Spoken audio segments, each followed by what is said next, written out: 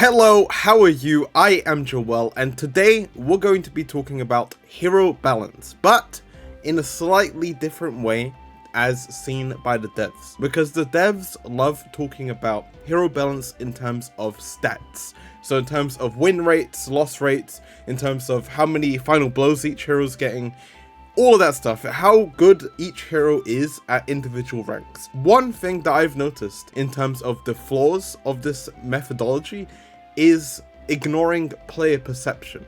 Well, at least not incorporating player perception to be an important aspect of hero balance. I believe player perception is as important as stats, because while stats do tell you how good a hero is in terms of their power, it doesn't necessarily reveal anything about whether people are actually having fun playing with and against those heroes. So perception informs how people are engaging with heroes with both a high win rate and a low win rate. So with both high final blows, low final blows, high healing, low healing, high utility, it tells you everything that you need to know in terms of how fun the game actually is. And so it actually helped the devs pretty well in terms of how they should approach balance for the future of the game. Now, it's important to say that perception isn't everything, because perception can be skewed. Perception is not the one thing that you need to focus on for hero balance, because if you rely solely on perception, you're ignoring the flaws with perception. So the flaws, alright, so what's wrong with looking at perception?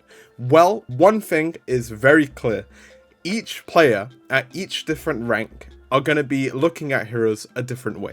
And because of that, it's really hard to gauge what the common consensus is for how people perceive heroes. So for example, an Orisa is seen as unkillable, absolutely unkillable in the lower ranks. Every time the player wants to shoot the Orisa, they will never die. So there's no point in shooting the Orisa. Players at these lower ranks don't realize that to fight against an Orisa, you don't actually fight the Orisa. You fight around the Orisa. You fight the Orisa's teammates. But because they do consistently shoot the Orisa, they view the Orisa as being completely unkillable, because that's who they're engaging with for the entirety of the game. People in higher ranks, so let's say Diamond Masters and Grandmaster, those players understand that you shouldn't actually shoot the Orisa to win against the Orisa. So those players will have a slightly different perception of what makes Orisa annoying to play against. So what does this mean? Well, it means that in terms of perception, there is no one way to perceive a hero. There are different ways to perceive the hero between all the ranks, between all the skill divisions. Even in regards to whether you're a ranked player or a casual player, you can perceive the game differently. And so there's no one way to view a certain hero. Another flaw, this is going to be quite obvious, but content creators, like streamers, they give their views. And their viewers tend to pick up those views and use them for their own analysis, I suppose, of the game. And that kind of becomes a little problematic, because if the viewers that are picking up those views, if they don't understand why the streamer said those things, then their views are kind of void, because there's no backing to why they actually are saying the things that they are. The streamers themselves are usually high-ranked players, and so going back to the first flaw, they view the game differently to how the average player will. And so they perceive the heroes that they are struggling against differently to how the average player is. But as it turns out, player perception is still pretty important to balancing the game, because as I said before, while win rate does tell you how powerful a hero is, it doesn't tell you anything about how fun the hero is to play against. And so that is why I need to emphasize the fact that perception, while flawed, is useful for game balance, for hero balance in particular. Let me go through some examples, right? So if a hero has a low win rate, but is perceived as being overpowered or irritating to play against anyway, then there may be a fundamental issue in the design of that hero. Because if the hero itself has a low win rate across all ranks, so let's say maybe a good example would be Kiriko. Kiriko has a lower than average win rate in all ranks. Now, I don't know about this season, but I do know that in the seasons prior, people saw that, well, at least the devs highlighted that Kiriko is not actually doing as well as she is perceived to be doing. And that's because, well, she's perceived as irritating to play against. And so the power of her cooldowns means that whenever you play against her, even though you're winning against her, it feels like you're losing. That's not necessarily healthy for the game. Another example is Roadhog. If he has a high win rate, he is understood as irritating to play against. If he has a low win rate, then he's understood as irritating to play with. So if you're caught in a team with a Roadhog, you're gonna want to get out of that lobby. Another example, the third example that I have, is Orisa. So like Kiriko, no matter whether she has a high or low win rate, playing against her happens to be a chore. You really don't want to play against an Orisa because no matter what happens, you know that she's unkillable, and playing around her or fighting against her head on is just not entirely fun or healthy for the game. Especially if you're playing as Orisa and the team is really good at avoiding you, you're not going to have much fun. So why does this matter? Like, why should we care? Why should the devs care and incorporate player perception into balance? Well, heroes that are always perceived as annoying creates a negative atmosphere for the game. So what do I mean? If players are winning more often against an Orisa because she has a low win rate, but she is still perceived as overpowered, that means the hero's design is fundamentally flawed. Players should always feel happy in securing victory, but with these kinds of heroes that is not the case.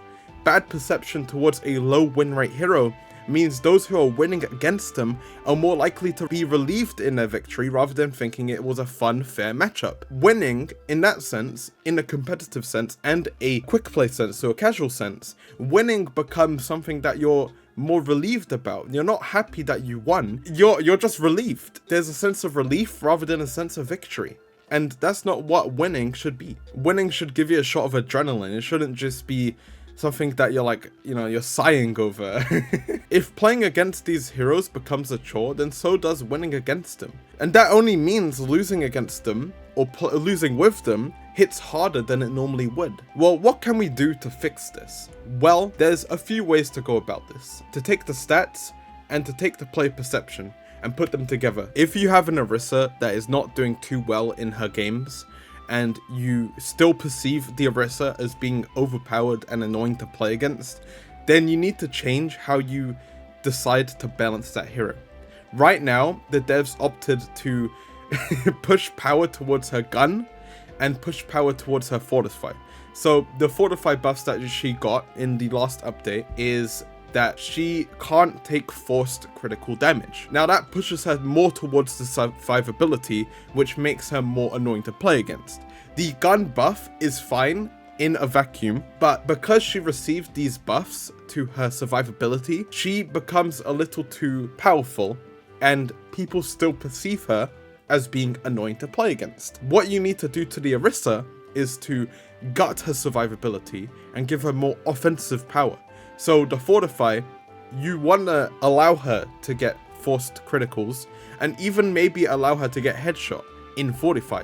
Maybe you make it so she gets a slight speed boost in fortify, or the overhealth that she gets is minimized, and in turn she gets a speed boost. So you can use it to go in, or you can use it to go out. But if you're gonna do that, you should be buffing her gun, you should be buffing her spear. Don't buff her spinny spin, whatever it's called, the thing the way you can push people, because people perceive that as annoying to play against. People don't really perceive the spear as annoying because it's a skill shot. The gun itself, if you get that combo with the spear and the shoot, is not annoying if the Orisa is killable. But the way we're moving with Orisa is to not answer her survivability, to not give an answer for her obscene power in her gun, and basically give her more than she needs. She's perceived right now as being powerful, and she's perceived right now as being oppressive and irritating and annoying, but the way to fix that is through her balancing. There are some heroes where you need to fundamentally change how they work. So for example, a Reaper, you need to change how he fundamentally works. Or like they did in Overwatch 1 to Overwatch 2, Bastion was perceived very differently in the lower ranks and the higher ranks. And what they did to change that is to provide him a rework. Now, the success of these reworks is to be understated or overstated, but the fact of the matter is, at least they tried to give him a rework. At least they tried to answer these perception issues. But perception should play a fundamental role in how you approach balance, much like how win rates and losses and final blows identifies which heroes should require buffs or nerfs. While win rates and final blows tells you which heroes need buffs, perception should tell you how to balance those heroes for the betterment of the game. What does that mean for the longevity of Overwatch? Because I'm here to see the game thrive. I'm here to see the game succeed, for people to enjoy playing the game, to get on comp or get on quick play or go in the arcade, even if you want to play mystery heroes, all right, and have some fun. This is my one statement, right? This is, if you're going to take anything from this video, I want you to take this, all right? Win rates, final blows, the healing done, all these stats should inform the devs which heroes to balance, which heroes to nerf, which heroes to buff. But it doesn't tell you how to buff these heroes, how to nerf these heroes. Player perception should give you a better idea of how to do these things. If a Kiriko is seen in the statistics as being underpowered, but is perceived as being overpowered, then you need to change how you're going to balance these heroes.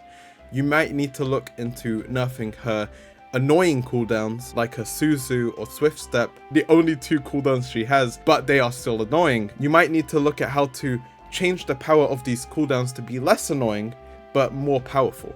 Because even if she is perceived as overpowered but is statistically underpowered, then you need to try and bridge the gap between the two. You need to try and align it so the game is better, so the hero is healthier. And so the devs, that's my statement to you. If you want to know how I would change Kiriko or change these annoying abilities for the better, I do have a video about it. I'll like put it here if I am bothered, if I remember. If you want to know how I would approach this in more specific terms, then go to that video. It's all about the support role. Yeah. That's it. But thank you very much for listening. I hope you enjoyed that idea. If I want to say it again, I'll say it one more time, just so everyone knows, everyone's clear. Statistics tell you which heroes should be changed, but perception tells you how they should be changed. That's basically it. Okay, so thank you very much for listening. Hope you have a great day.